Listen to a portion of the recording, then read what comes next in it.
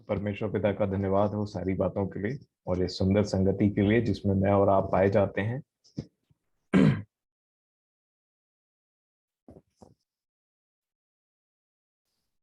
सो मेरे प्रियो, जिस प्रकार से हम प्रभु के दूसरे आगमन की तरफ आगे बढ़ रहे हैं और जिस प्रकार से हमारी तैयारी, क्योंकि मैं समझता हूं कि एक एक दिन मैं अधिकतर इस बात को सोचता हूं कि आज मैं क्यों जीवित हूं, आज मुझे परमेश्वर पिता ने ये दिन क्यों दिखाया। क्योंकि जब आप सोचते हैं तो कई बार क्या होता है कि प्रभु का आत्मा हमारी बहुत रीति से सहायता करता है।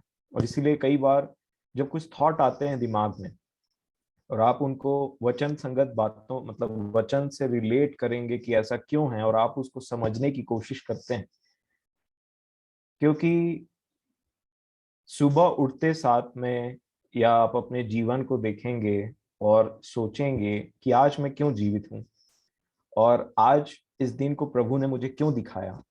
क्योंकि अगर मैं धन्यवाद करता हूँ परमेश्वर पिता, आपने मुझे ये दिन दिखाया, तो परमेश्वर पिता कोई भी काम बिना पर्पस के नहीं करते, उनकी कुछ इच्छा है। अगर प्रभु यीशु मसीह के आगमन में देरी हो रही है तो उनकी कुछ इच्छा है। अगर वो धीरज धर रहे हैं तो उनकी कुछ इच्छा है।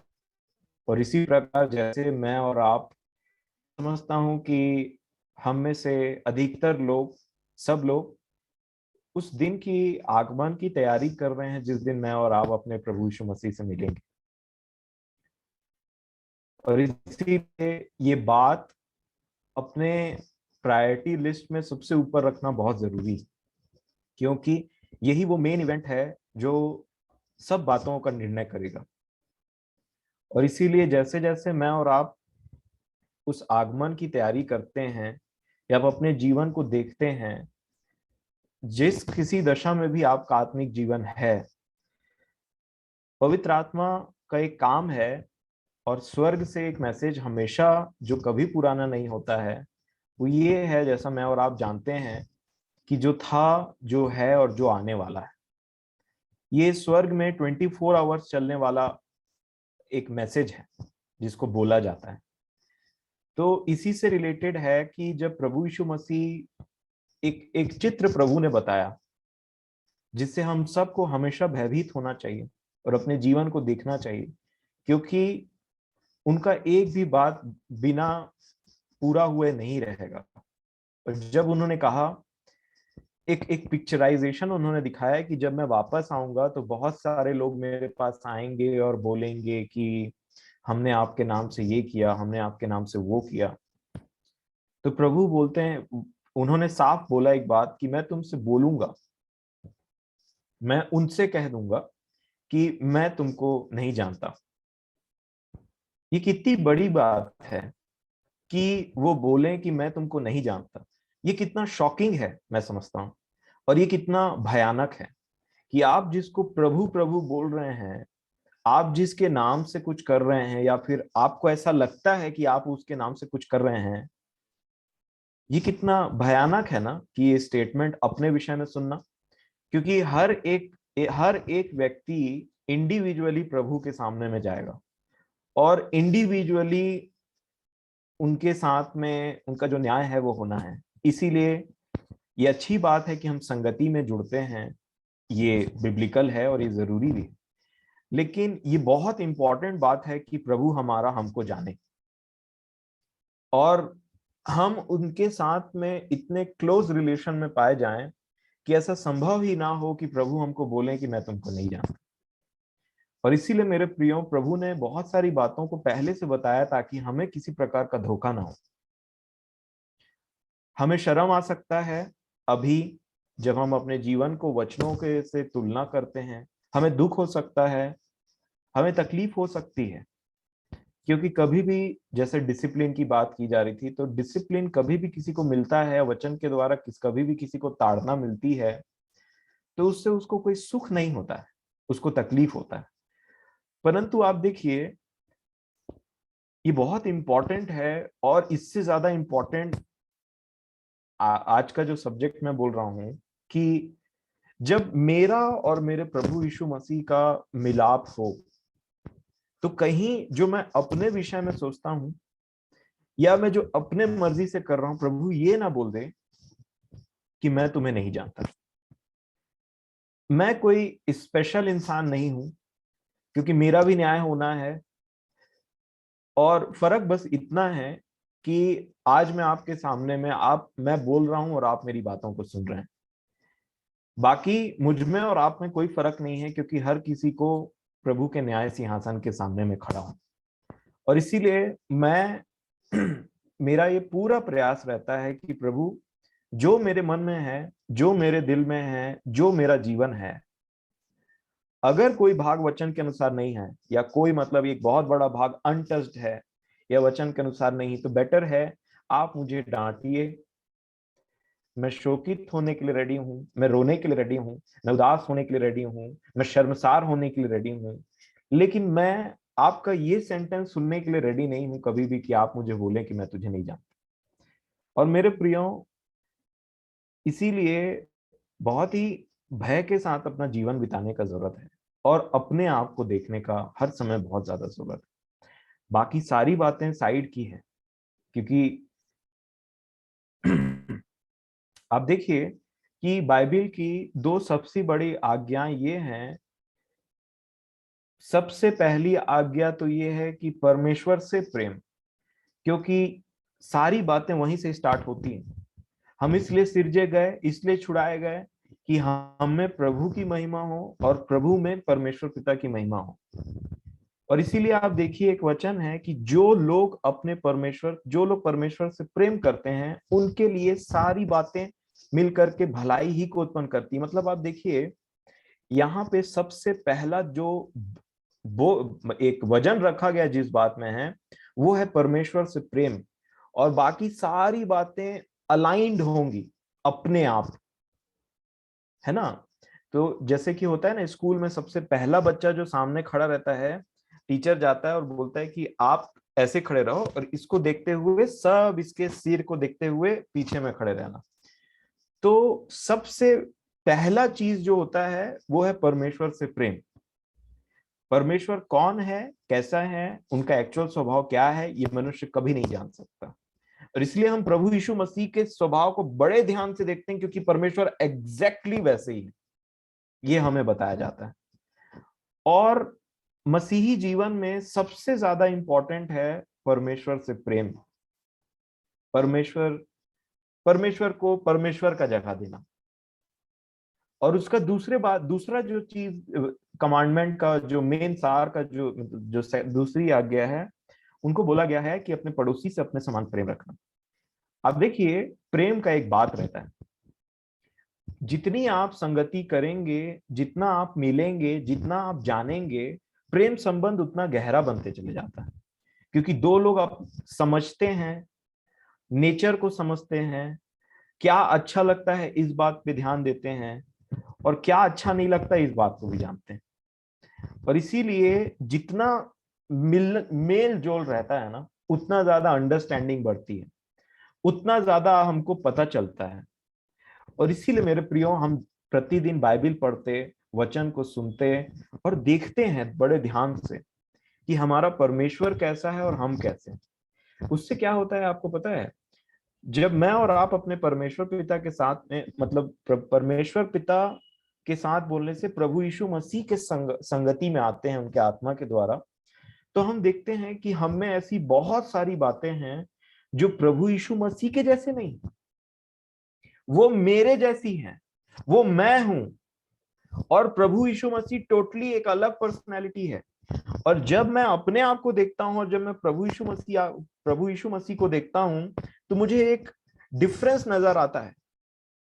इसीलिए हम एक गीत गाते हैं ना, कि एक गीत है ना, उसमें बोलते हैं कि नजर आता है मुझे ए मसीह, सारे संतों के बीच में तू, है ना। जंगली दरख्तों के दरमियान। हाँ, जंगली दरख्तों के दरमियान एक सेब के पेड़ के समान। पूरे बाइबल में हमारा प्रभु यीशु मसीह वैसे ही है, क्योंकि वो परमेश्वर का स्वरूप है। सब जंगली दरख्तों के दरमियान एक सेब का पेड़ है, जो आपको टोटली डिफरेंट नजर आ जाएगा। और आप अपने आप को देखेंगे तो मानो मैं एक जंगली दरख्त हूँ एक, और मैं एक सेब के पेड़ को देख रहा हूँ। और तब मुझे समझ में आता है कि इसकी पत्ती अलग है, इसकी शाखाएं अलग है, इसका फल अलग है, और मैं तो टोटली अलग हूँ। तब वो सेब का पेड़ अर्थात प्रभु यीशु मसीह मुझे बोलता है कि ये मेरा स्वभाव है। अगर तू इस डाली से, मेरी इस डाली से तेरा इस डाली छुआ जाए तो तू चेंज होगा, मैं चेंज नहीं होगा। इसीलिए मुझे ऐसा लगता है ये कुछ मैं सीखता हूं अपने जीवन में, जो मैं आपके साथ शेयर कर रहा हूं। इसीलिए जितना मैं अपने प्रभु यीशु मसीह को जानूंगा और देखूंगा, उतना मुझे मेरे समझ में आ जाएगा कि मैं कितना अंधकार में हूं। उद्धार पाया व्यक्ति, देखिए, उद्धार पाना मतलब पापों की क्षमा हो जाना ही जीवन का अंत, मतलब मसीही जीवन का अंत नहीं होता, वो तो शुरुआत है। और उसके बाद हमको आत्मा दिया जाता है ताकि हम प्रभु यीशु मसीह के जैसा, हमारा सोचने का पूरा पूरा मतलब माइंड सेट ही चेंज हो जाए। मैं ना रहूं, परंतु प्रतिदिन, जैसा मैं आपको बोल रहा था, आज मैं जिंदा क्यों हूं? क्योंकि आज मुझे फिर प्रभु यीशु मसीह के समान थोड़ा सा बनना है। कल मैं जीवित क्यों हूं? क्योंकि परमेश्वर ने चाहा कि ये व्यक्ति के जीवन में एक और दिन जोड़े जाए। ऐसा नहीं कि किसी बर्थडे सेलिब्रेट करने के लिए बहुत लोगों को बुला लिए, इसलिए मैं जीवित था, एक साल बहुत अच्छे से रखा प्रभु ने। अच्छी बात है, ये तो परमेश्वर का दया है, उनका अनुग्रह है। पर जिंदा तो भेड़ बकरी भी रहते हैं, जानवर भी रहते हैं। सिर्फ ये बात है कि उनका बर्थडे नहीं बनाया जाता है। तो इसमें कोई बड़ी बात नहीं है कि मैंने एक साल बिता लिया, परंतु ये सोचने का विषय है कि इस एक साल बिताए हुए समय में मैंने क्या किया। क्या मैं प्रभु यीशु मसीह के समान और थोड़ा बना? क्योंकि आप देखिए, हमारे और उसके सोच विचार के तरीके में क्या बोला गया है? जमीन आसमान का अंतर है, ऐसा बोला गया ना। जब परमेश्वर पिता ने दाऊद को देखा तो बोला कि मुझे मेरे मन के अनुसार एक व्यक्ति मिल गया है। तो राजा दाऊद जो थे वो परमेश्वर के मन के अनुसार थे। परंतु मैं ऐसा समझता हूं कि जब जो वचन बोला गया है कि हमारे और परमेश्वर पिता के सोचने और विचारने में, मतलब सोच समझ में और गति में जमीन आसमान का अंतर है, गति का इस्तेमाल किया गया है ना। मतलब मैं यहाँ हूं तो परमेश्वर वहां है। इसी गैप को कम करने के लिए प्रभु यीशु मसीह आए हैं, ताकि मेरा सोच विचार और मेरे परमेश्वर का सोच विचार का जो गैप है वो कम होते चले जाए, और मैं और आप वैसे बनते चले जाएं मेरे प्रिय। हम जानते हैं, आइए यशाया में एक बार फिर से ये वचन को पढ़ा जाए ताकि हम अपने जीवन के बारे में सोचें। यशाया नबी की पुस्तक, उसका 55 अध्याय और उसका 8 वचन, बड़े ध्यान से देखिएगा। प्रभु आपसे जरूर बात करेंगे, क्योंकि ये मेरा विश्वास है और आप भी इसी विश्वास से आते हैं। प्रभु ने पहले भी बात किया है और आज भी हमारा जिंदा खुदावन बाप हमसे बात करने के लिए अपने वचनों के द्वारा तैयार है। देखिए क्या लिखा है, यशाया नबी की पुस्तक 55 अध्याय और 8 वचन। लिखा है, क्योंकि यहोवा कहता है, मेरे विचार और तुम्हारे विचार एक समान नहीं है। मैं तुम्हारी गति न तुम्हारी गति और मेरी गति एक सी है, क्योंकि मेरी और तुम्हारी गति में और मेरे और तुम्हारे सोच विचारों में आकाश और पृथ्वी का अंतर है। आकाश और पृथ्वी। और इसको सिर्फ कई बार होता है ना, कुछ बातें सिर्फ बोलने के लिए हो जाती है, पर मैं आपसे निवेदन करूंगा कि आप इसको थोड़ा सोचें, क्योंकि वचन सिर्फ बोलने की बात नहीं है, वो एक्चुअल में रियलिटी। और इसीलिए जमीन और आकाश, कितना गैप है।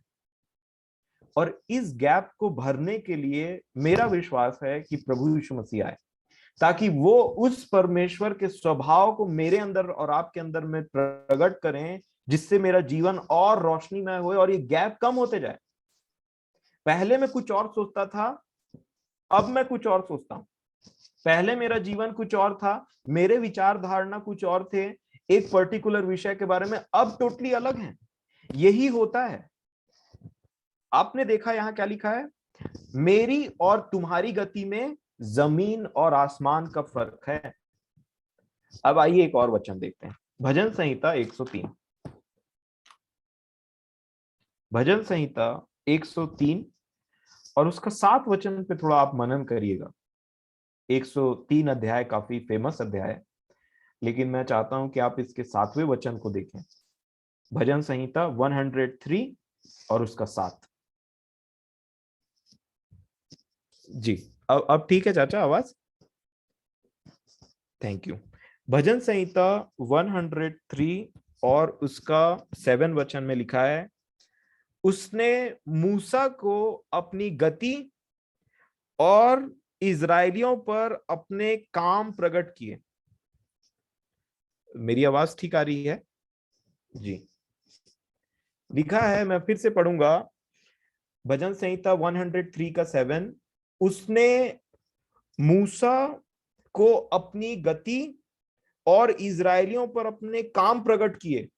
वो गति जिसके बारे में परमेश्वर पिता बोल रहे हैं कि मेरे और तुम्हारे सोच विचार, मेरी और तुम्हारी गति में जमीन आसमान का अंतर है, उसको एक व्यक्ति पर प्रकट किया। और यही डिफरेंस था कि मूसा का एटीट्यूड परमेश्वर के प्रति दूसरा था और इजरायलियों का एटीट्यूड परमेश्वर पिता के प्रति दूसरा था। मूसा के मन में डाउट नहीं था, मूसा के मन में वो बातें नहीं उत्पन्न होती थी जो इजरायलियों के मन में उत्पन्न होती थी। क्यों? क्योंकि मूसा अपने परमेश्वर के साथ ऐसे एक क्लोज संगति में जीवन बिताते थे। उनको पता था कि परमेश्वर क्या करने वाला है, उनको पता था कि ये कैसा परमेश्वर है, उनको पता था इसकी सामर्थ क्या है, उनको पता था कि यही वो परमेश्वर है। उनको वो बातें पता थी जो जो बेचारे वो नीचे रहने वाले लोग नहीं जानते थे, क्योंकि मूसा परमेश्वर के साथ चलते थे, एक क्लोज बॉन्डिंग था। और आप देखिए नीचे क्या लिखा है, और इजरायलियों पर अपने काम प्रकट किए। गति और काम यहां दो अलग चीज है, मैं इस बात को देख रहा था। मूसा परमेश्वर पिता के साथ में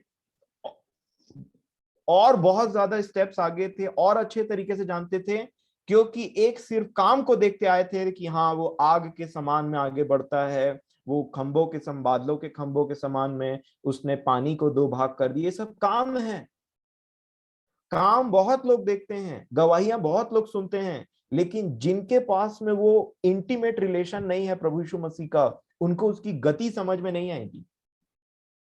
इसीलिए प्रभु अपने लोगों को काम भी दिखाते हैं और चाहते हैं कि वो गति को भी समझें। आप देखिए कि यही वो बात है कि गति को समझना, परमेश्वर को और अच्छे तरीके से जानना, ताकि कोई डाउट ना रहे, कोई कंफ्यूजन ना रहे। और यही पवित्र आत्मा करता है, क्योंकि बिना उसकी संगति के परमेश्वर को जानना असंभव है। आप देखिए जब हम पहला कुरिन्थियों की पत्री में पढ़ते हैं तो देखिए क्या लिखा है। पहला कुरिन्थियों उसका 1 अध्याय और उसका 11 वचन, 9 वचन। पहला कुरिन्थियों 1 अध्याय उसका 9 वचन, देखिए क्या लिखा है। लिखा है, परमेश्वर सच्चा है जिसने तुमको अपने पुत्र हमारे प्रभु यीशु मसीह की संगति में बुलाया। परमेश्वर ने हमें अपने पुत्र की संगति में बुलाया। ये पहली आज्ञा है मेरे प्रियो, क्योंकि जब हम पुत्र की संगति में जाते हैं तो मुझे और आपको समझ में आता है कि मेरा जो स्वभाव है पुत्र के समान नहीं है, परंतु पुत्र का तो सोच विचार टोटली अलग है। जैसा मैं सोचता हूं वैसा तो वो है ही नहीं। इसीलिए प्रतिदिन जब आप उस पुत्र की संगति में जाएंगे, वो आपसे कुछ बातचीत करेंगे। उनका वचन जो उन्होंने अपना आत्मा मेरे और आपके अंदर में दिया है ना, वो आपको और ज्यादा स्पष्टता देगा पुत्र के बारे में, क्योंकि पुत्र हमेशा पिता की ओर इशारा करता है और पिता हमेशा पुत्र की ओर इशारा करता है। ये मैंने सीखा है। पिता का टोटल फोकस मनुष्यों के लिए उनका पुत्र है, पुत्र को आगे किया। पुत्र का टोटल फोकस है पिता, और पुत्र का टोटल फोकस है आत्मा, आत्मा का टोटल फोकस है पुत्र। ये ऐसा बाउंड है कि ये एक नेट के समान है, एक जाल के समान है, जिसमें मनुष्य को फंसा करके स्वर्ग ले जाया जाता है। मुझे ऐसा लगता है क्योंकि आप देखिए, मैं आपको 3 एग्जाम्पल देता हूं कि किस प्रकार से मैं और आप ये देखें, 4 एग्जाम्पल, कि किस प्रकार से मैं और आप देखें कि हमारा जो ये थॉट प्रोसेस है वो कितना गलत है और कितना अनहेवनली है, मेरे को बोलना चाहिए। स्वर्ग में जो परमेश्वर का विचार है वो मेरे विचार से कैसे मैच नहीं खाता है, और कैसे मैच खा सकता है। क्योंकि मैं 3 लोगों का एग्जाम्पल देता हूं जिनको लगा था कि शायद प्रभु इससे खुश हो जाए, लेकिन प्रभु ने उल्टा बात किया। Number 1, Martha.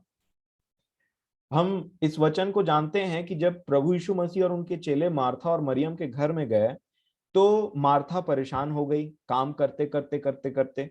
मैं आपको प्रैक्टिकल बात बता रहा हूं, थोड़ा सा ध्यान दीजिएगा।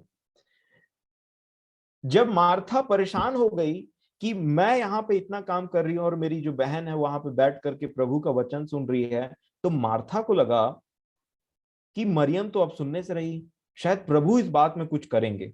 उसको पूरा कॉन्फिडेंस था, और वो पूरे कॉन्फिडेंस के साथ प्रभु यीशु मसीह के पास में जाती है और बोलती कि प्रभु, क्या तू नहीं देखता कि किस प्रकार मैं इतना काम करती हूं और मरियम यहाँ पे बैठी है। वो उसके विचार धारणा थे मेरे प्रियो। कई बार हमारे विचार धारणा भी ऐसे होते हैं, इसलिए हमारा जजमेंट खराब होता है, क्योंकि हम मनुष्यों के जजमेंट, मनुष्यों की बातें और मनुष्यों का, ये हमारी गलती नहीं है, ये थॉट प्रोसेस ही यही है। और ये तो मैं तो बोलता हूं हमको और ज्यादा रियलिस्टिक रहना चाहिए। जो आ रहा है वो निकालिए और प्रभु से बोलिए, तब वो चेंज करेगा। लेकिन कई बार ऐसा होता है, हमको लगता है हम यहाँ सही हैं, बिल्कुल सही है, यहाँ पे हमारी कोई गलती नहीं है, और ये तो मतलब बिल्कुल सही चीज है। लेकिन जैसे ही आप उसको लेकर के प्रभु के पास जाते हैं, प्रभु बात उल्टा कर देते हैं। प्रभु बोलते हैं कि ये जो उत्तम भाग तेरी बहन ने चुना है वो उससे कभी छीना नहीं जाएगा। अब आप अपने आप को मार्था के जगह में रख करके सोचिए थोड़ा, आपको लगेगा ये प्रभु ना समझते नहीं है। क्यों? क्योंकि जो प्रभु के अंदर आत्मा है, जो प्रभु के विचार हैं, वो हेवनली हैं, वो स्वर्गीय हैं। जो मार्था के विचार थे वो इस पृथ्वी के हैं, वो सरकमस्टेंसेस के ऊपर बेस्ड हैं कि आसपास में क्या हो रहा है। इसीलिए एक बहुत बड़ा डिफरेंस है जमीन आसमान का, जिसको प्रभु, अब देखिए नेक्स्ट बार क्या होगा पता है, जब प्रभु मान लीजिए फिर बैठे और मरियम भी बैठी है, तो मार्था समझ जाएगी कि मैं अगर प्रभु के पास में भी जाती हूं तो प्रभु की विचार धारणा तो ऐसी है। तो क्या करना है, मुझे अपनी विचार धारणा को प्रभु के जैसे बनाना है, ताकि मेरा जो थॉट प्रोसेस है, मैं जो सोचती हूं, मैं जैसे बिहेव करती हूं, उसको मैं डिलीट करूं, उसको बोलूं नहीं, क्योंकि ये चीज मैंने प्रभु से सीखा है, और मैं बोलूं कि हाँ, और मैं अपने आप को अलाइन करूं अपने प्रभु के सोच विचार के अनुसार। ये होती संगति से चेंज आता है। नंबर 2 एग्जाम्पल, पतरस, जिसको हम जानते हैं। जब प्रभु बोल रहे, उनका एक दर्शन मिला और वो बोले कि मुझे अब क्रूज पे चढ़ना है और मुझे मृत्यु होगी और मेरे को यहां से जाना है, तो पतरस वहां पे उनको झिड़कने लगे कि कैसी बात कर रहे हैं आप। उससे क्या हुआ, पतरस को पूरा कॉन्फिडेंस था कि मैं सही बात कर रहा हूं, क्योंकि जहां तक मैंने वचन पढ़ा है, मैं ये जानता हूं कि प्रभु यीशु मसीह के सामने में लोग बात बोलने से डरते थे कि कहीं मतलब जब वो कुछ बात बोलते थे तो उसके बाद में वो रिप्लाई नहीं देते थे लोग।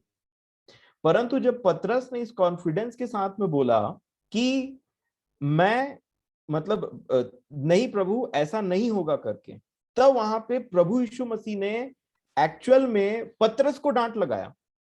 तब पतरस को समझ में आ गया कि जो मेरे विचार हैं वो तो इस व्यक्ति के विचार है ही नहीं, मैं तो इनको कुछ अपने बुद्धि से बोल रहा था, परंतु इन्होंने तो मेरे को उल्टा, कभी शैतान बोला, कभी उल्टा डांट लगाया। तब पतरस को समझ में आ गया कि कहीं ना कहीं मेरे और इनके विषय में, मतलब मेरे और इनके बीच में जो सोचने का तरीका, उसमें बहुत बड़ा अंतर है। और यही संगति करता है मेरे प्रियो, जो मैंने ये वचन पढ़ा ना, पहला कुरिन्थियों, जब आप परमेश्वर के वचन के सामने में जाएंगे, जब उसको पढ़ेंगे या सुनेंगे, तो कई बार हमको लगता है ये तो अनरियलिस्टिक बातें, कई बार हमको लगता है कि कुछ, मान लीजिए कोई एक गॉडली पर्सन है जो परमेश्वर के वचन को जानने वाला पर एक व्यक्ति है, और आप उसके पास सलाह के लिए गए। अगर वो एक ऐसा व्यक्ति है जो भेदभाव नहीं करता और ना ही आपसे डरता है और ना ही आपकी चिंता करता है कि आप उसके इमेज के बारे में क्या सोचेंगे, वो हमेशा आपको एक ऐसा सलाह देगा जो वचन संगत हो, भले ही आपको वो कितना तकलीफ दे, कितना ही दुख दे। और क्योंकि ये प्रभु यीशु मसीह का स्वभाव है। नंबर 3, जब प्रभु यीशु मसीह, जैसा हम पिछले दिनों देख रहे थे, एक ये सामरिया के गांव में जाना चाह रहे थे, तो लोगों ने उनको मना किया कि यहाँ पे मत आकर के। तो चेलों ने बोला, याकूब और यूहन्ना ने बोला कि प्रभु आज्ञा दे कि स्वर्ग से आग गिरे और इनको खत्म करे करके।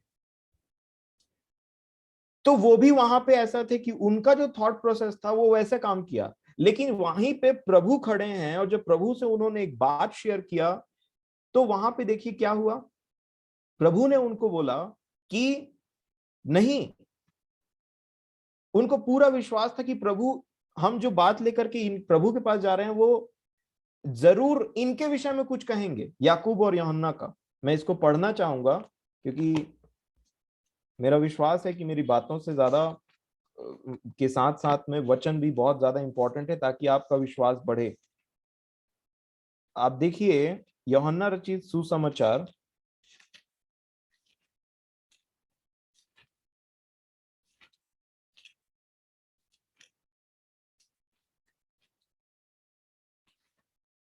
ना, लूका लूका लूका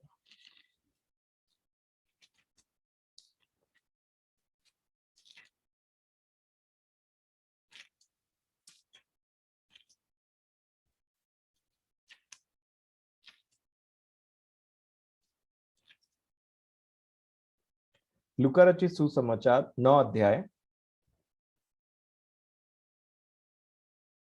और उसका 51।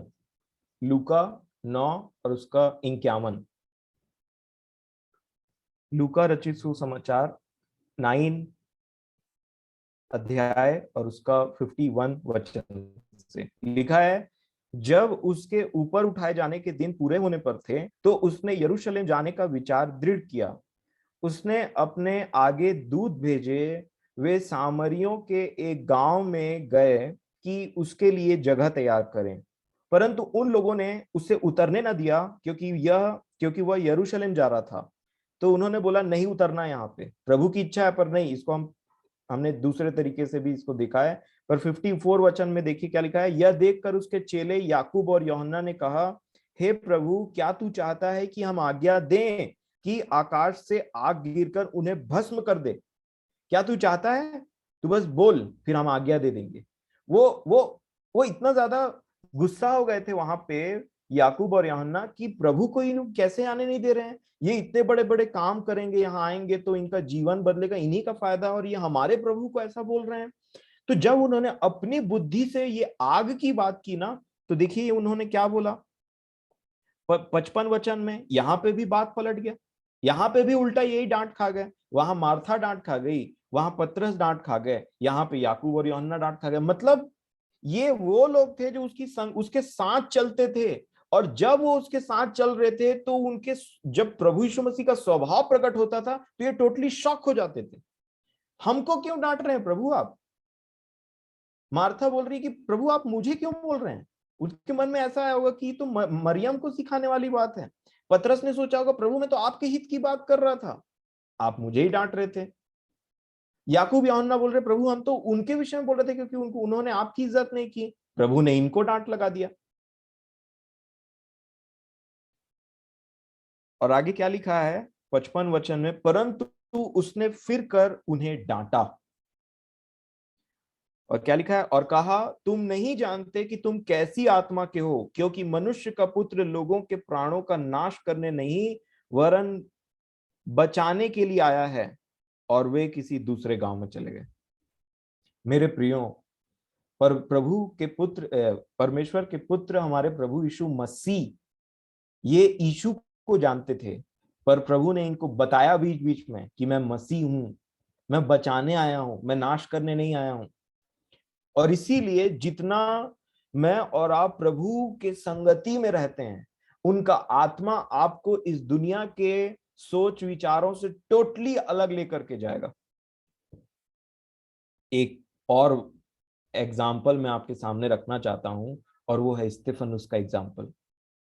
आप देखिए ध्यान से, स्तिफनुस के बारे में हम सब जानते हैं, नहीं जानते तो आप प्रेरितों के काम में जरूर पढ़ लीजिएगा, 7 अध्याय और 8 अध्याय में। देखिए स्तिफनुस के बारे में एक बात लिखी है कि वो व्यक्ति बुद्धि और पवित्र आत्मा से परिपूर्ण था, ऐसा लिखा है प्रेरितों के काम में। और जब पवित्र आत्मा से परिपूर्ण एक व्यक्ति, बुद्धि से एक परिपूर्ण व्यक्ति परमेश्वर के सही सही कार्य को कर रहा है, उसको लोगों ने पत्थर मार मार करके मार दिया, खत्म कर दिया। एक बार में किसी को मारना अलग बात होती है, कि किसी को कुछ ऐसा डेथ जिसको किया जाए तो वो व्यक्ति मर जाए, मतलब कुछ भी ऐसा, परंतु किसी को तड़पा तड़पा करके मारना, और वो व्यक्ति उन सभी लोगों में से जो पत्थर उठा के मार रहे सबसे ज्यादा धर्मी है, पवित्र आत्मा से परिपूर्ण है, बुद्धि से परिपूर्ण है, उसको लोग सोचिए एक पत्थर मारा होगा तो इधर लगा होगा, एक पत्थर कभी पेट में लग गया होगा, एक पत्थर कभी हाथ में लगा होगा, एक सिर में लगा होगा, उसके बाद सब एक के बाद एक पत्थर मार रहे हैं। और पत्थर मारने से जो व्यक्ति मरता होगा, आप सोचिए वो इतना जल्दी नहीं मरता होगा कि एक बार पत्थर मारा उसका डेथ हो गया, परंतु उसको लोग पत्थर मार मार के ये एक छोटे क्रूस का डेथ था, समझ लीजिए।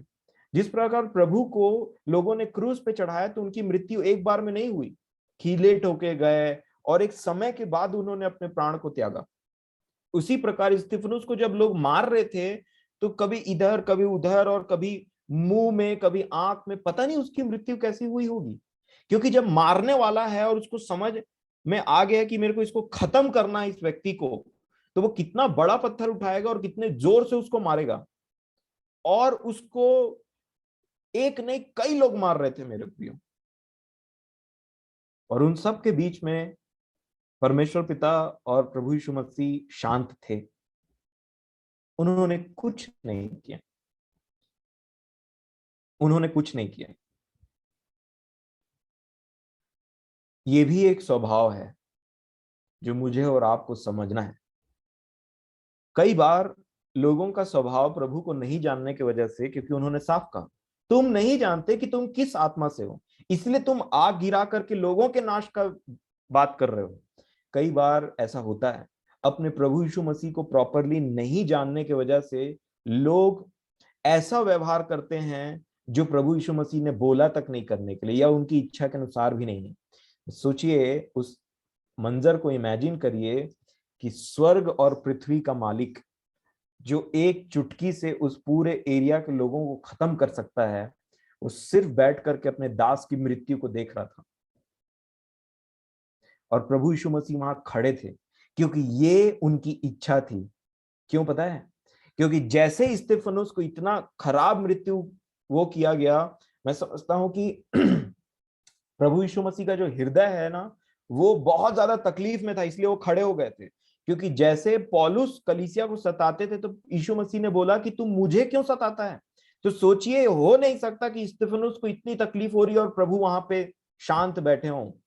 परंतु प्रभु को पता था कि जैसे स्तिफनुस इस मृत्यु से निकल करके आएगा, जैसे पिता को पता था कि जैसे ही प्रभु यीशु यीशु इस क्रूस की मृत्यु को झेल करके आएंगे, मैं उनको राजाओं का राजा और प्रभुओं का प्रभु बना दूंगा, और वो इन सारे दुख से कहीं ज्यादा ऊपर होगा उनके लिए, क्योंकि वो सदा काल के लिए। वैसे ही प्रभु को यह भी पता था कि स्तिफनुस को थोड़ा और सहले मेरे दास, मेरे बेटे, मेरे पुत्र, और इसके बाद जैसे ही तू इस पृथ्वी से तू मर करके आएगा ना, मैं तुझे वो क्राउन दूंगा जो सदा के लिए होगा। और स्तिफनुस का मेरा दावा है, स्तिफनुस आज भी बोलते होंगे कि प्रभु अच्छा किया नहीं बचाया, क्योंकि ये जो क्राउन है, ये जो जिंदगी है स्वर्ग में, उस मृत्यु के सामने में कुछ भी नहीं है जो आपके साथ में है। मेरे प्रियो, मैं आपको क्या बोलना चाह रहा हूं वो ये है कि हमारे सोच विचार और उसके सोच विचार में जमीन आसमान का अंतर है। क्योंकि वो स्वर्ग का रहने वाला और हम पृथ्वी के रहने वाले। परंतु जैसे ही वो अपने पुत्र के द्वारा हम उसके पुत्र की संगति में आते हैं, वो अपना आत्मा हमारे अंदर डालता है, हमारा थॉट प्रोसेस बदल जाता है। हम अपना हमको उन चीजों में मजा आने लग जाता है, या फिर उन चीजों को हमारा विश्वास होने लग जाता है जो हमारी हानि की है। हम देखते हैं इस पृथ्वी में ये चीजें हमारी हानि की, हमारी अच्छे की नहीं, भलाई की नहीं है। हमको ऐसा दिखाई पड़ेगा, लेकिन वो एक्चुअल में मेरे और आपके भलाई की होती है। क्योंकि लोगों को लग रहा होगा, या आप और मैं भी वहां प्रेजेंट रहते तो स्तेफनुस जिस तरीके से मर रहे होंगे, उनका जब प्राण निकल रहा होगा तो लोगों को लगा होगा बेचारा ये कैसा मर रहा है, या फिर वो माहौल ही अलग हुआ। लेकिन वो व्यक्ति जैसे ही मरने के बाद, मैं समझता हूं वो व्यक्ति उठा लिया गया और अपने परमेश्वर के साथ में उसकी संगति में सदा काल के लिए। और जिन लोगों ने पत्थर मारा, पौलुस के सिवा मैं नहीं जानता कि किसका क्या हुआ। इसीलिए मुझे और आपको ये समझने की जरूरत है कि जैसे जैसे हम उनके आत्मा की संगति में आते हैं, तैसे तैसे ये गैप कम होने लग जाता है। तब हम समझते हैं कि परमेश्वर की इच्छा क्या है। और ऐसे ही लोग उसके संगति में रहने के द्वारा जब वो डांटे जाते, मेरे को और आपको बहुत डांट पड़ता है। मैं नहीं जानता आपके बारे में, मैं वचन पढ़ता हूं तो मेरे जब थॉट प्रोसेस मुझे दिखाई देते हैं कि मैं तो इस विषय में ऐसा सोचता था, तब परमेश्वर का जो वचन आता है, मानो प्रभु यीशु मसीह अपने आत्मा के द्वारा वहां पे कई बार वो प्रेम से सिखाते हैं, कई बार डांट पड़ता है, क्योंकि प्रभु का ये आदत है, उन्होंने डांट लगाया। और वो आज भी वैसा ही प्रभु है, क्योंकि वो हमारी भलाई चाहता है। मैं जिस जिस से प्रेम करता हूं उसकी ताड़ना करता हूं, उसको डांट लगाता हूं। ये प्रेम की निशानी है मेरे प्रियो। और इसीलिए इसका रिस्पॉन्स क्या हो सकता है पता है? मैं और आप अपने आप को डीन करें। बार बार बोलते हैं ना एक वचन कि अपने समझ का सहारा मत लेना, यहां ये वचन एग्जैक्टली फिट होता है। मैं ऐसा सोचता हूं, पर जैसे ही प्रभु का वचन आए या वो आपको डांटे, बोलिए प्रभु मुझे क्षमा करिए, क्योंकि प्रभु बोलते हैं तुम नहीं जानते। ये सेंटेंस याद रखिएगा, तुम नहीं जानते कि तुम कैसी आत्मा के हो। सामरी स्त्री को उन्होंने बोला, अगर तू जानती कि तुझसे जो बात कर रहा है वो कौन है तो तुझसे ये मांगती। तुम नहीं जानते, एक बहुत बड़ा नॉलेज की कमी है संगति में नहीं रहने के चलते। और जैसे जैसे हम, और इसीलिए अभी प्रभु इनको बोल रहे हैं ना, तुम नहीं जानते, तुम नहीं जानते। और यही बात वो बोलेंगे जब वो आएंगे, तो मैं तुमको नहीं जानता क्योंकि तुम मेरे को नहीं जानते। हम दोनों एक दूसरे को जानते ही नहीं, क्योंकि हमारी संगति कभी हुई नहीं। जब जब मैंने संगति करना चाहा, तब तब तुमने अपनी बुद्धि का सहारा लिया, तब तब तुमने मुंह मोड़ा, तब तब तुमने बोला कि नहीं यहाँ ये सही है, मैं करूंगा ये चीज। वचन में क्या लिखा है मुझे ये बात से फर्क नहीं पड़ता। तुमने कभी मेरे डांट को स्वीकारा ही नहीं।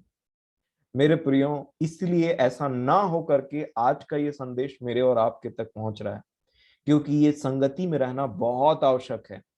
इसीलिए ये मानो ऐसा है कि मैं और आप अपना दिन का एक बहुत बड़ा समय, ऑलमोस्ट पूरा समय किसी ना किसी तरीके से प्रभु की संगति में बिताते हैं।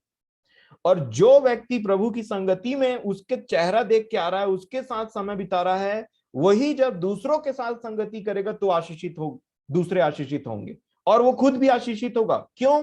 क्योंकि एक व्यक्ति प्रभु के साथ संगति करके आ रहा है, ये भी व्यक्ति प्रभु के साथ संगति करके आ रहा है, ये भी व्यक्ति प्रभु के साथ संगति करके आ रहा है। तो ये जब मिलते हैं ना ये लोग, तो माहौल ही बदल जाता है। और तब कहलाती है ये संगति प्रभु के लोगों की संगति। और तब कहा जाता है कि ऐसे लोगों में से अगर दो लोग इकट्ठा होकर के मेरे नाम से कुछ मांगे तो मैं उनके बीच में उपस्थित होऊंगा और उनकी सुनूंगा भी। और इसीलिए मुझे समझना है कि ये दो बड़ी आज्ञाओं का भेद क्या है। आप देखिए, मैंने आपको पहले संगति का बात बताया कि परमेश्वर सच्चा है और उसने हमें अपने पुत्र के संगति में बुलाया है। और इसीलिए जो दूसरी संगति मैं और आप अभी करते हैं, ये प्राइमरी नहीं है, ये प्रथम नहीं है, ये सेकेंडरी है, ये बाद वाली संगति है। इसके विषय में भी लिखा है, पहला यूहन्ना पहला अध्याय और उसका 7वां वचन में लिखा है। देखिए क्या लिखा है, पहला यूहन्ना की पत्री उसका पहला अध्याय और उसका 7 वचन लिखा है। पहला यूहन्ना पहला अध्याय 7 वचन लिखा है, पर यदि जैसा वह ज्योति में है वैसे ही हम भी ज्योति में चलें तो एक दूसरे से सहभागिता रखते हैं और उसके पुत्र यीशु का लहू हमें सब पापों से शुद्ध करता है। ऑल टाइम पावरफुल ब्लड जिसके विषय में हम देख रहे थे। लेकिन मेरा फोकस यहाँ पे क्या है कि पर यदि जैसा वह ज्योति में है वैसा हम भी ज्योति में चलें तो एक दूसरे से सहभागिता रखते हैं। मतलब वो कभी ना खत्म होने वाली ज्योति से मैं और आप थोड़ा सा ज्योति प्राप्त करके आते हैं और एक दूसरे को बांटते हैं। तब मैं और आप हमेशा आशीषित होंगे। ये हो नहीं सकता कि जो व्यक्ति प्रभु के साथ संगति करके आ रहा है वो दूसरों के लिए आशीष का कारण ना हो। इम्पॉसिबल है। जिस प्रकार मूसा पहाड़ पे जाते थे और जब वापस आते थे तो उनका पूरा चेहरा रोशनी से भरा रहता था, तो देखने वालों को समझ में आता था कि ये व्यक्ति ना परमेश्वर की संगति से आया, तो वो रोशनी लोगों तक भी पहुंचती थी। उसी प्रकार आप देखिए, जब एक व्यक्ति प्रभु यीशु मसीह के साथ संगति करता है, वो एक अमाउंट ऑफ लाइट को लेके आता है, एक ज्योति लेके आता है, एक रोशनी लेके आता है, एक प्रकाशन लेकर के आता है और तब दूसरों को देता है। और इससे फिर यही संगति सक्सेसफुल होती है। भले मुट्ठी भर लोग की संगति हो, भले गिने चुने थोड़े लोग की संगति हो, लेकिन मैं आपको बता रहा हूं कि अगर ऐसे लोगों की संगति है, आप हमेशा आशीषित होंगे। सबसे प्रथम परमेश्वर की संगति, प्रभु यीशु मसीह की संगति, और उसके बाद में लोगों की संगति जो उसके नाम के कहलाते हैं। ये कुछ एग्जाम्पल जो मैंने दिया है वो प्रभु ने जो मुझे दिखाया मैंने आपके सामने में रखा है मेरे प्रियो। इसको स्मरण करिए, इस पर मनन करिए। मार्था मरियम, याकूब यूहन्ना, पतरस और स्तेफनुस, कृपया करके इन 4 एग्जाम्पल को मनन करिए। हुआ क्या, मैंने आपको ऐसे ही बताया, ज्यादा पढ़वाया नहीं है, क्योंकि कुछ और पॉइंट्स है जो मैं आपके साथ शेयर करना चाह रहा हूं जो मेरे मन में है।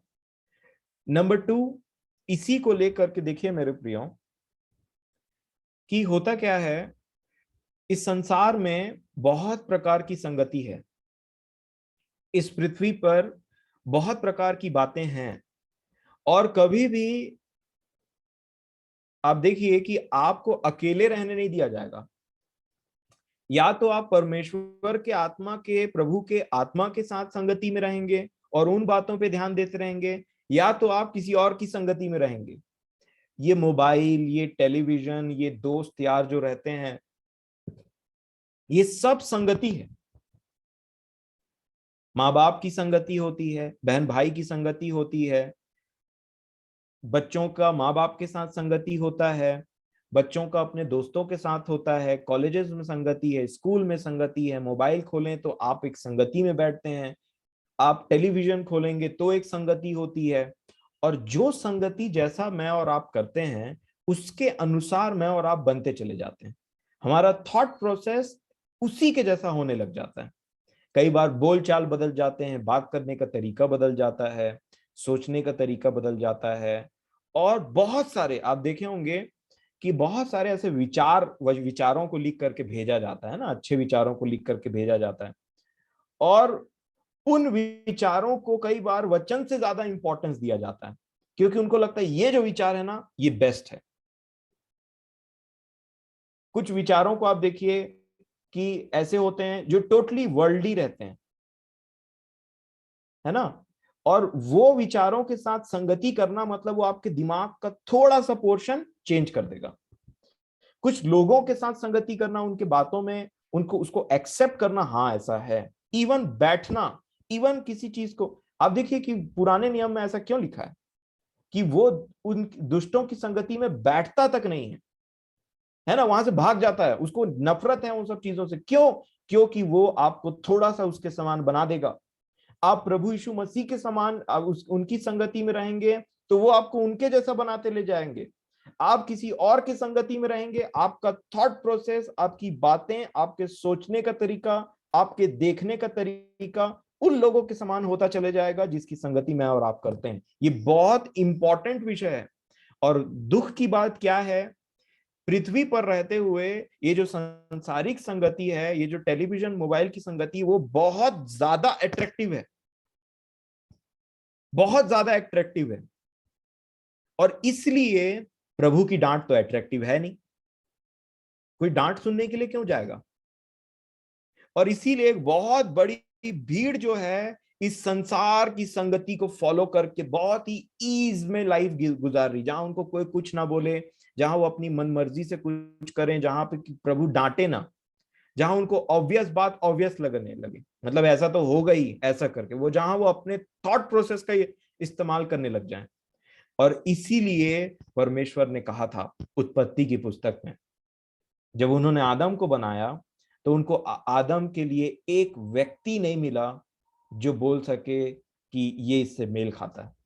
उसी प्रकार मेरे और आपके जीवन के लिए संसार में एक ऐसा चीज नहीं है जिसको आप उसमें इन्वॉल्व हो और आपका मन सेटिस्फाइड हो जाए हमेशा के लिए। आप हमेशा एक डिससेटिस्फैक्शन में जिएंगे, आपके अंदर हमेशा एक प्यास रहेगा जब तक आप अपने प्रभु यीशु मसीह के साथ में नहीं मिल जाते। तो क्योंकि परमेश्वर ने एक भी ऐसा प्राणी है, एक भी ऐसा चीज बनाया ही नहीं आदम से मेल खा सके।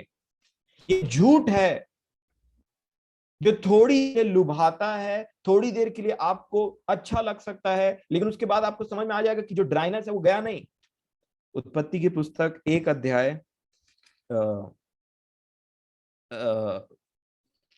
उत्पत्ति की पुस्तक उसका 1 अध्याय 2 अध्याय और उसका 18 वचन, क्षमा करेंगे, दूसरा अध्याय में उत्पत्ति 2 और उसका 18, देखिए क्या लिखा है। फिर यहोवा परमेश्वर ने कहा, आदम का अकेला रहना अच्छा नहीं है। क्या नहीं है? आदम का अकेला रहना, मतलब बिना संगति के रहना अच्छा नहीं है। आगे क्या लिखा है? मैं उसके लिए एक ऐसा सहायक बनाऊंगा जो उससे मेल खाए। मतलब परमेश्वर को पता है कि सहायक कैसा होना चाहिए, परमेश्वर को पता है कि उससे मेल कौन खाएगा। आगे क्या लिखा है देखिए, और यहोवा हाँ, और यहोवा परमेश्वर भूमि में से सब जाति के बनाले पशुओं और आकाश के सब भांति के पक्षियों को रचकर आदम के पास ले आया कि देखे कि वह उनका क्या क्या नाम रखता है। और जिस जिस जीवित प्राणी का जो जो नाम आदम ने रखा वही उसका नाम हो गया। अब देखिए 20 में क्या लिखा है, अतः इतने प्राणी थे, सोचिए इतने चिड़िया थे और इतने प्रकार के जानवर, रेंगने वाले, नाना प्रकार के, एक भी, मतलब पूरी दुनिया है वहां पे, समझ लीजिए पेड़ है, आदम है, शेर है, सब प्रकार के जानवर हैं और सारी चीजें जैसे ये पृथ्वी, यहाँ पे इंटरटेनमेंट है, गाड़ी घोड़ा घर सब है, सब चीज है, मोबाइल टेलीविजन सब चीज, परंतु एक भी मैच नहीं खा सकता आदम से। और इसीलिए क्या लिखा 20 में, अतः आदम ने सब जाति के घरेलू पशुओं और आकाश के पक्षियों और सब जाति के बनैले पशुओं के नाम रखे, परंतु आदम के लिए कोई सहायक ना मिला जो उससे मेल खा सके। ये बहुत ही इंपॉर्टेंट विषय है। और तब वहां पे परमेश्वर पिता ने उनके लिए हवा को बनाया, सहायक नाम दिया। वैसे ही पवित्र आत्मा हमारे लिए, मेरे प्रियो, इस संसार की संगति बहुत लुभावनी है। जगहें, बिल्डिंग्स, कार, गाड़ी, और जिसको जो पसंद है, बहुत लुभावनी, बहुत अट्रैक्टिव बनाया गया है इसको। परंतु ये ना कुछ नहीं है, एक, मैं समझता हूं एक बबल के समान है जिसको फूटने में ज्यादा देर नहीं लगेगा। और इसीलिए जितना समय हमने इन बातों पे व्यतीत किया ना, बहुत हो गया। क्योंकि एक समय आने वाला है जहां एक तैयारी चल रही है कि हमें अपने प्रभु यीशु मसीह से मिलना है। और इसीलिए आज भी मैं समझता हूं कि परमेश्वर का धीरज कायम है, जिससे मैं और आप टोटली मन फिरा करके इस सबसे निकलें, ताकि हमारा थॉट प्रोसेस चेंज हो। क्योंकि प्रतिदिन हम जब जीते हैं और प्रतिदिन हम अपने जीवन को देखते हैं ना, प्रभु की बातें हमें पवित्र बनाती हैं और यहाँ की बातें हमें अपवित्र बनाती है। और बहुत जरूरी है प्रतिदिन प्रभु के संगति में और इवन उनके लोगों के संगति में भी जीना। जो लोग ऐसा जीवन जीते हैं मेरे प्रियो। प्रकाशित वाक्य की पुस्तक में एक एक आवाज है, बहुत जोरदार बोला गया है इस बात को। देखिए क्या लिखा है प्रकाशित वाक्य की पुस्तक, उसका 18 अध्याय और उसका 4 वचन। जब ये सारी चीजें नाश हो रही, इस पृथ्वी की सारी चीजें नाश हो रही ना, तो उनमें परमेश्वर ने अपने लोगों के लिए एक बात रखा है, एक बात बोला। लिखा है 18 के 4 प्रकाशित वाक्य में लिखा है, फिर मैंने स्वर्ग से एक और शब्द सुना, हे मेरे लोगों, उसमें से निकल आओ कि तुम उसके पाप में भागी ना हो। मैं फिर से पढ़ूंगा 18 का 4, हे मेरे लोगों, उसमें से निकल आओ, उसमें से निकल आओ, बाहर निकलो, उसके पाप में भागी ना हो और उसकी विपत्तियों में से कोई तुम पर ना आ पड़े। एक गीत गा रहे थे ना दादा, छोटे दादा, यहोवा के उस कोप से बचाएगा, ऐसे करके लास्ट में उसका लाइन, निकल आओ उसमें से ताकि इनमें से कोई विपत्ति तुम पर ना पड़े। ये सब आग से जलाए जाने वाला है। हमारा मन अपने परमेश्वर की ओर लगे ताकि हम मुड़कर भी न देखें एक बार पीछे। मेरे प्रियो, ये प्रभु यीशु मसीह की संगति से ही संभव है, सिर्फ प्रभु यीशु मसीह की संगति। कई बार जब मैं इनिशियली मुझे मौका दिया जाता था वचन प्रचारने का, तो मैं अपना पूरा कोशिश करता था, स्ट्रिक्ट होना, डांट देना या फिर ऐसे जोर से बोलना, वो सब एक्चुअल में एक तरीके का बचपना था। परंतु जैसे जैसे मैं प्रभु ने मुझे आगे बढ़ाया, तो मैंने बहुत सी बातों को सीखा। तब मुझे लगा, जब मैं छोटा था, जब मैं बच्चा था, तो बच्चों का सा स्वभाव था, बच्चों की सी बातें करता था, पर जब सयाना की तरफ प्रभु ने ले गया तो बच्चों की बातें छोड़ दी। ऐसा होता है ना, वो हर किसी के जीवन में आता है, मुझे ऐसा लगता है हर कोई बढ़ता है। प्रभु ने मेरी बहुत सही, आप लोगों ने मेरा बहुत सहा है, मैं धन्यवाद देता हूं उन चीजों के लिए परमेश्वर पिता का। एक ये कई आदतें हमारी होती है मेरे प्रिय, जो छूटती नहीं है। हम बहुत ट्राई करते हैं, छूटता नहीं आदत। और कई बातें होती हैं जो ऐसा लगता है कि ये मेरे से क्यों हो रहा है, वो मेरे से क्यों हो रहा है, ऐसा होता है। और हमारा एक स्ट्रगल चलते रहता है। आप देखिए, शरीर का स्ट्रगल, आत्मा, और आत्मा, जब आत्मा बलवंत हो जाता है तो शरीर के कामों को खत्म कर देता है। अब देखिए, मैं एक व्यक्ति है पतरस, इनके जीवन से एक बात हम देखते हैं, है ना। लूका रचित सुसमाचार उसका 5 अध्याय, 5 अध्याय में 2 मैसेज है, शॉर्ट में मैं आपके सामने रखना चाहूंगा। पहला ये कि वे सारी रात मछली पकड़ते हैं परंतु उन्होंने कुछ नहीं पाया। ये इसी प्रकार है कि अपने आदतों से, अपनी बातों से, उस स्वभाव से छूटने का प्रयत्न करते रहना, करते रहना, करते रहना। सारी रात मछली पकड़ रहे मछुआरे, पर कुछ नहीं पाया। ये उसी प्रकार है, अगर मैं पवित्र आत्मा के बिना अपने जीवन को जीना सीखूं, या कोशिश करूं कि ये जो वचन लिखे हैं उसको मैं अपनाऊं, और मैं कोशिश करूं कि नहीं आज से मैं गुस्सा नहीं करूंगा, आज से मैं ये नहीं करूंगा, आज से मैं वो नहीं करूंगा क्योंकि आज मैंने वचन में सीखा है, आप फेल हो जाएंगे।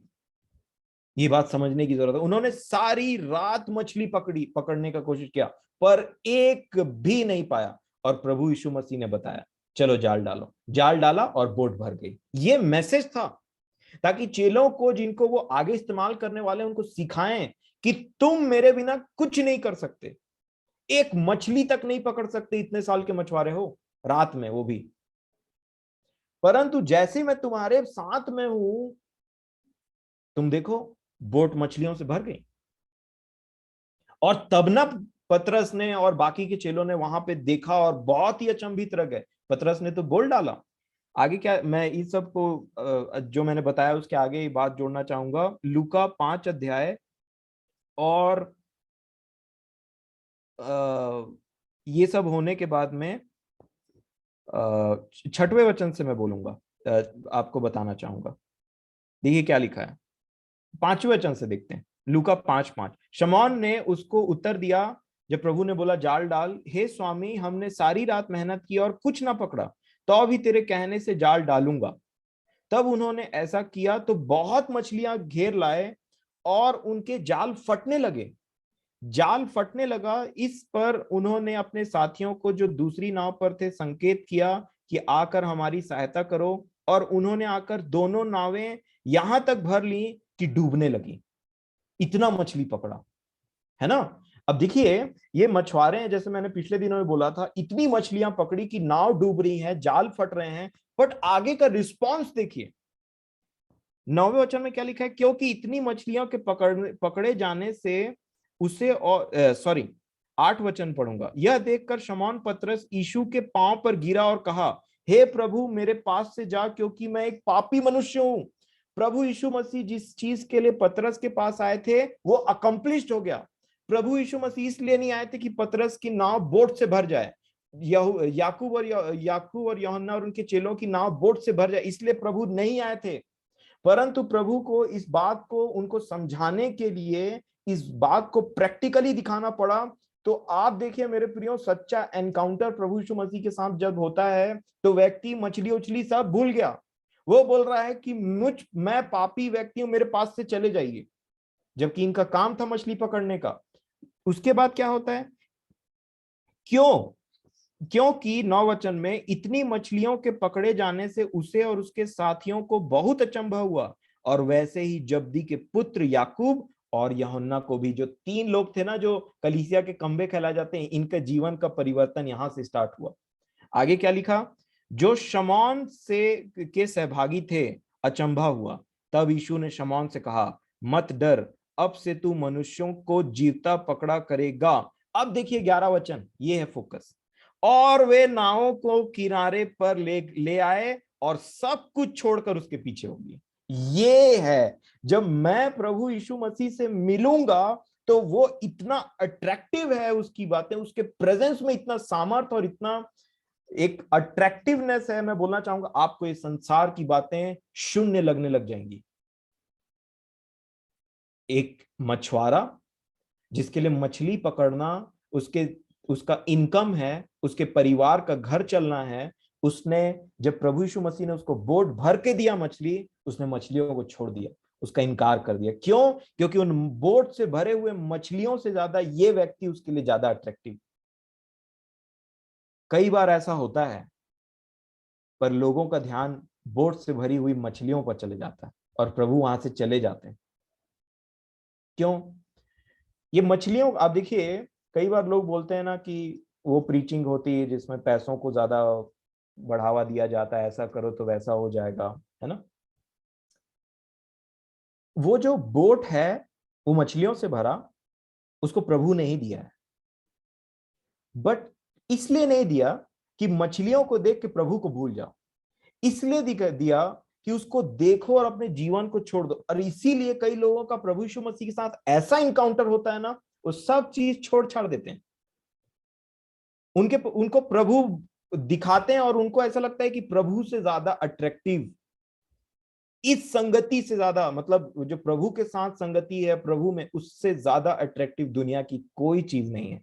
इसीलिए वो बोट, मछली से भरा हुआ बोट भी पीछे छोड़ आते हैं। और लोगों को सोचिए, लोगों को क्या लगा होगा, एक मछुआरा आया, मछली पकड़ी उसने 2 बोट भर भर के, इतना सारा, और उसको छोड़ के चला गया। ये कैसे मछुआरे हैं लोग, अपनी मछलियों को यहीं छोड़ के चले गए। ये व्यवसाय ही छोड़ दिया, इसने काम करना ही छोड़ दिया। और इसीलिए कई लोगों का एनकाउंटर इतना क्लोज होता है। मैं नहीं बोलता कि आप अपना काम छोड़ दीजिए, मैं नहीं बोलता कि आप अपनी ड्यूटी छोड़ दीजिए, बट कुछ लोगों के लिए प्रभु की ये योजना होती है कि वो अपना सब कुछ छोड़ करके उसके पीछे हो गए, फुल टाइम जिसको बोला जाता है। उसी प्रकार मेरे प्रियो, आप देखिए, ये संसार लुभावना है, मछलियां लुभावनी हैं, बोट मछलियों से भरा लुभावना है, बट उन सब से बढ़ करके कहीं ज्यादा लुभावना है हमारा प्रभु यीशु मसीह।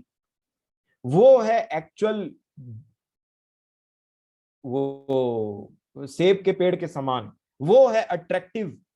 और इसलिए जो लोग उनसे मिलते हैं वो इन सारी बातों को छोड़ करके आगे बढ़ जाते हैं।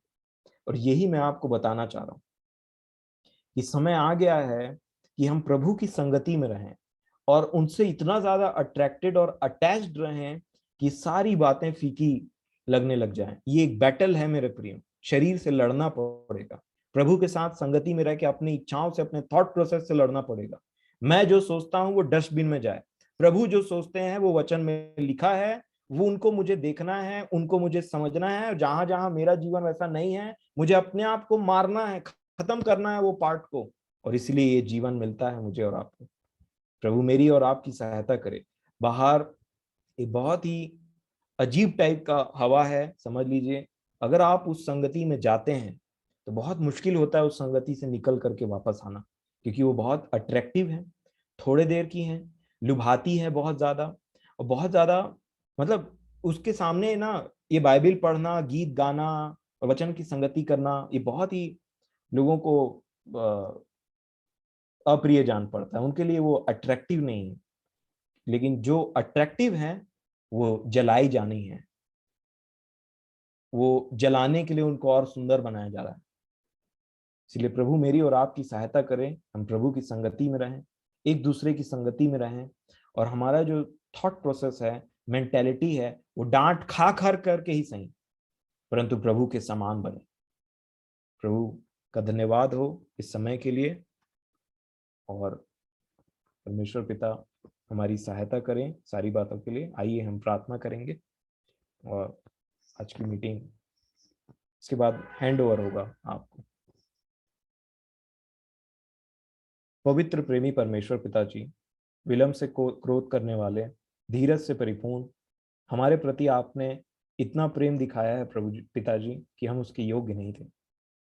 आपने हम पर तरस खाया, हमें हमारी ढिठाई को सहा, हमारे प्रति अपने धीरज धरा है। जब हम अपराधी थे, जब हम पापी थे, जब हम आपके विरुद्ध में चलते थे, आपने हमें अपने प्रेम से जीत लिया। आप बहुत ही सामर्थी हैं और बहुत ही प्रेमी हैं खुदावन बाप। आपकी इन अद्भुत वचनों के लिए मैं आपका धन्यवाद देता हूँ, जो हमें चिताता है, जो हमें सिखाता है, जो हमें प्रभु यीशु मसीह से मिलवाता है, उनको अच्छे से जानने का मौका देता है, ताकि आपके आत्मा के द्वारा हम अपने आप को देख सकें। और जहाँ कहीं भी हमें आपके पुत्र का स्वभाव नहीं है, हम शर्मसार हों, हम डांट खाएं, परंतु हम आपको छोड़ करके कहाँ जाएं प्रभु जी, क्योंकि अनंत जीवन की बातें तो सिर्फ आप ही के पास में।